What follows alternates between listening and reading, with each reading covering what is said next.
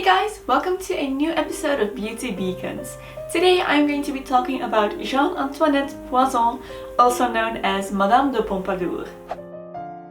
Madame de Pompadour was the chief mistress of the French king Louis XV from 1745 up until her death in 1756. Hers is quite a remarkable tale. She was born to the bourgeoisie in France. It is said that it was prophesied when she was young that she would one day rule over the heart of a king, and she was then groomed to achieve this, to be able to be a king's mistress.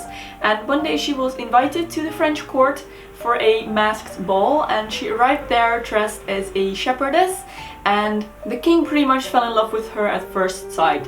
She is said to have been very beautiful, very enchanting and very charming. At first people thought that this would just be a short affair that would very quickly disappear again, but Madame de Pompadour really stole the king's heart, and she was around until her death, like I mentioned. At first, it was quite a controversial relationship. She wasn't of a high enough position to be with the king at all, but he quickly bought her a title so they could be together, and because she had been prepared to live at court all her life, she was highly educated and she was very intelligent. When she met the king, she was actually married, and in her old house where she lived with her husband, she had started a salon where she would invite lots of philosophers to have intellectual debates. That was very customary at the time, and she held one of the most popular salons in France at the time.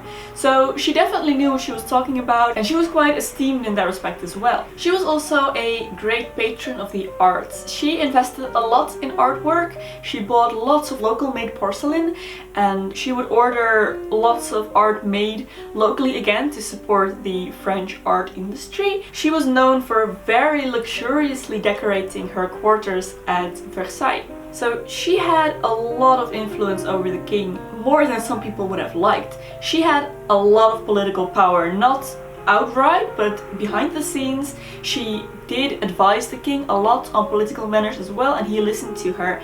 And this wasn't always a very smart thing to do. It didn't always turn out well, but it was a fact that she was very influential at the court. So although she went down in history as a beautiful woman, it is questionable how beautiful she actually was, or if this is another case of those women that aren't necessarily physically very beautiful, but just very charismatic and charming, and thus remembered as being beautiful, or at least very attractive. In her portraits you can see that she has a little bit of a double chin. Her facial proportions aren't perfect, as you could say, and most of her portraits are enhanced as well. You can see that her eyes are disproportionately large, and her eyes couldn't have looked like that. Yeah, she was charming without a doubt, and she had a great style. She is one of the people that really formed the whole style of the Rococo. She is also one of the people that helped really establish France and Paris as a center of style again in Europe. And besides all of that, of course, this is one of the few people in history to have a hairstyle named after her. Obviously, the Pompadour hairstyle is named after Madame de Pompadour, although she didn't actually wear that massive of a pompadour at all. Hers were very subtle, and she only wore them in her later life. So the look that I went for today would have been something of her earlier life. There are a lot of portraits of her. She had plenty of portraits made of her, but this is a hairstyle that I saw on a bust that was made of her, so that I could see the back of it. Great resource.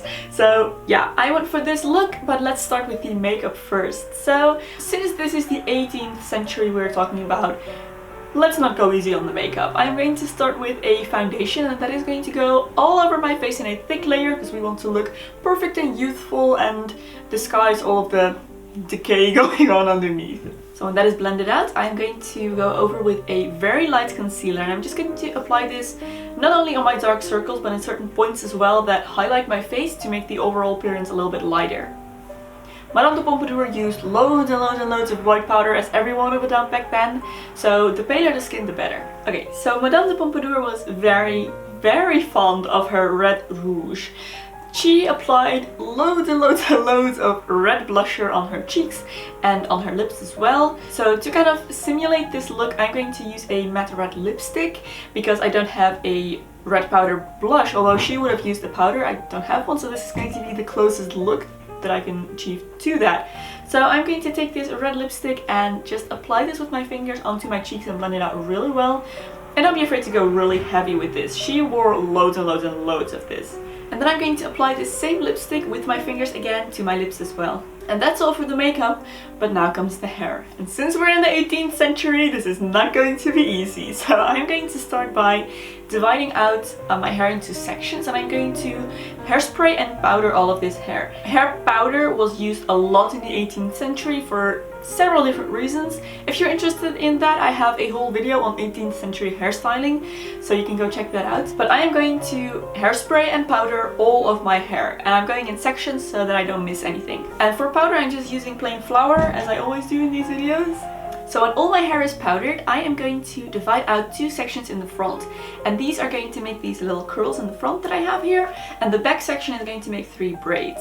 So when I've clipped away the front sections, I'm going to turn around and divide that hair into 3 sections, and I'm going to braid all of these 3 into normal English braids. And I'm just going to leave those for now and focus on the front. So in order to make these curls, I'm using one of these little overnight curler thingies. I'm not exactly sure what they're called. I'm sure someone will know in the comments.